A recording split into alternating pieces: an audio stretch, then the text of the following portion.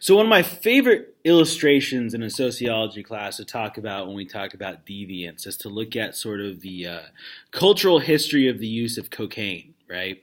So in the late 1800s, if your kid had a toothache, like their tooth was hurting, like either it was about to come out or like, this is before formal dentistry was really a profession. So if your kid's tooth was hurting, you would go down to the pharmacy, like the equivalent of a pharmacy, and you would buy cocaine tooth drops, essentially, right? So there was whole generations, like just about, a little over 100 years ago, that when their kid's tooth hurt would give 5-year-olds, 6-year-olds, 7-year-olds just basically, cocaine to make it feel better.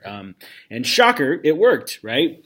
So you take that and fast forward it like 100 years, right? Where that same practice, if I give my son cocaine right now because he's about to lose his first tooth, I'm going to end up in jail, and for good reason, right? But that's a perfect illustration about how deviant behavior is both socially constructed because of social norms, cultural norms, and also historically constructed, right? Because back then they didn't have the science to know that cocaine was a pretty awful drug for people. And, now we do have that science, we have that knowledge, right?